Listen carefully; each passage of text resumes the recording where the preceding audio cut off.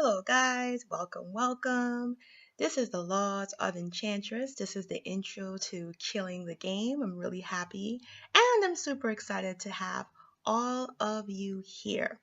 So, what am I talking about today? We're talking about the power of femininity and how that has been oppressed and suppressed from Black women and how that can make us win the game. So, I know you're seeing these pictures of Asian women. You're probably like, why am I seeing Asian women? Well, I just want to tell you a quick story about Asian women. As you can see, Asian women are very feminine. And have you noticed that they're also coveted by every type of man?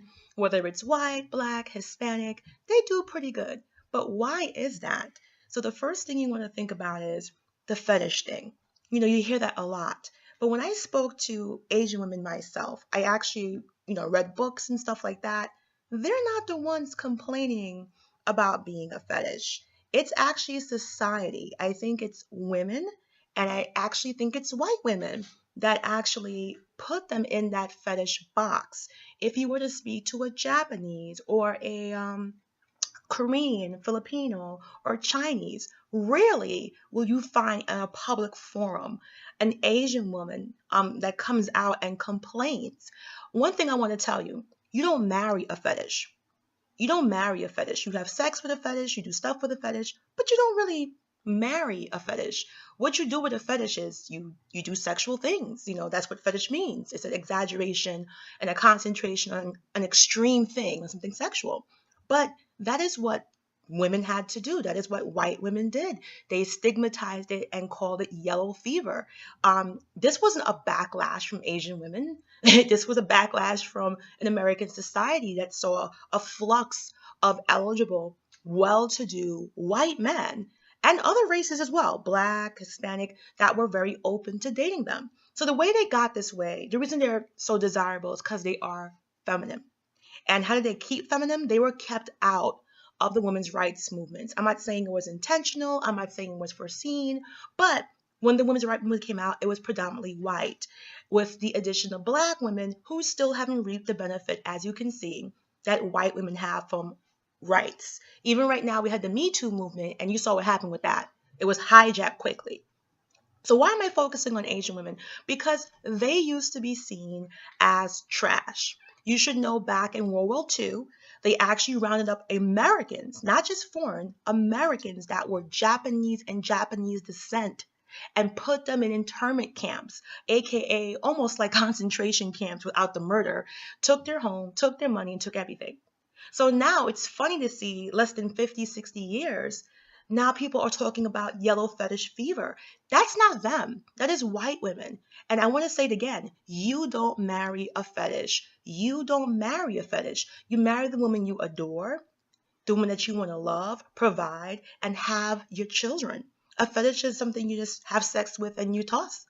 That doesn't happen. Rarely do you see Asian women walking around with a belly talking about, I'm a baby mama. Rarely do you see a single woman who is Asian struggling, working 3 jobs and having a child.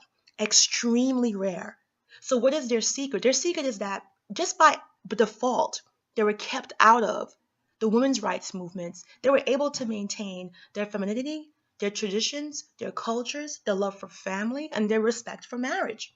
And as time persisted, these values became very valuable to other men who wanted a woman that wanted to be a mother, that wanted to be a wife, that wanted to be domestic, and actually was respected for that role. In Asian cultures, moms and mothers are heads of the family and they're very respected. So that was attractive. And eventually, as modern society persisted and men started to look for more feminine, delicate women, they won. It's not that complicated to see why a man would be attracted to something soft and feminine. That is in their nature. And we live in a society that tells you that's wrong, that men shouldn't have the right to be reactive to feminine beauty and feminine reactions. That is your power. It's the most simplest thing you can do, Black women, to wake up and be a woman. Wake up and be respected for being who you are. There's a reason why Mark Zuckerberg married an Asian woman. They're great support.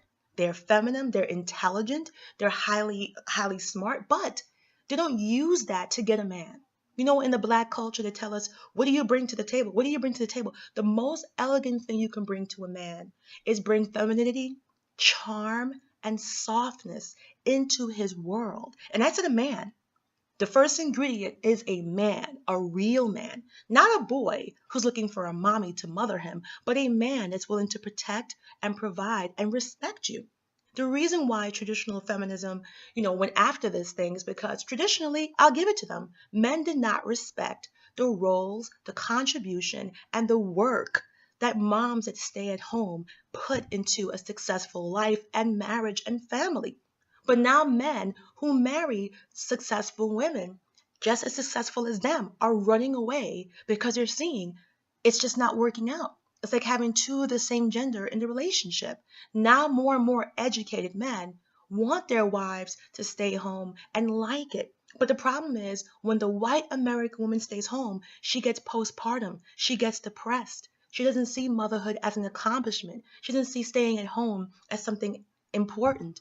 She wants to be masculine. She wants to be accredited by a masculine society. She wants to be able to say, I'm a lawyer, I'm a doctor. She doesn't really care for the home. And this is from studies, these are from social journal studies. There's a reason why Japanese and Asian women have the lowest rates of postpartum depression. Because if you're born into an American society that tells you, as a woman, being a mom, staying home is not work. Nothing is more work than a mother. Nothing is more work than a wife. Not these haggard, half-dead zombie women who are overweight, underloved, unappreciated, unsupported, working 2 shifts a week. You're still being a wife. You're still being a mother. You're still doing all the traditional roles in addition to your professional job. That's not going to last. And these are white women talking about the stereotypes of Asian women. I'm glad I had this picture. They are jealous. Take a good look at them. They are jealous. They're jealous because they're the ones who went out there and sang that stereotype, not Asian women. I challenge you to find a Japanese woman. Why would any demographic of women get mad because men want to marry them? We're not talking about sex and getting them pregnant. Because if you're talking about that, black women would be the number one fetish because we are the number one women, unfortunately. And I love us, I'm black, but we're the ones that they sleep with us. They love our bodies, they love our booties, and we get left with babies. We don't get married, we don't get supported. We can't even think about being a stay-at-home mom because there's not a husband in the household to love us, pamper us, and protect us. And that's where we lose, ladies. We become tough. We become hard because we literally have no choice because we have to survive. And we don't want to survive anymore. We want to thrive. You want to build that feminine core. You can have it. You can have the life you've dreamed. But the thing is that you have to put your happiness first. Be feminine, be alluring, be soft and gentle. And you need to accept who your positive energy pulls into your life. It doesn't matter about color, nationality, doesn't matter about race. Your life is short. Human life expectancy is not more than 78 years old in United States. If you're over the age of 30, you're almost past a third of your active adult life. You got to live for you and what makes you happy. And we have the power of black women because no one is more sensual, seductive, sexy, and feminine and alluring than the black woman. You are all you need to get by. Japanese women didn't do all these crazy things. They stuck to their tradition, their culture, and love of family, and they won the long game. They went from being women who were despised, kept in internment camps, seen as too foreign, too strange, too exotic. That was admirable to having their femininity come forward and win the game. And that's what we're going to do. We're going to kill the game. I wanted to use Japanese women as an example of women that came from the lowest of the low.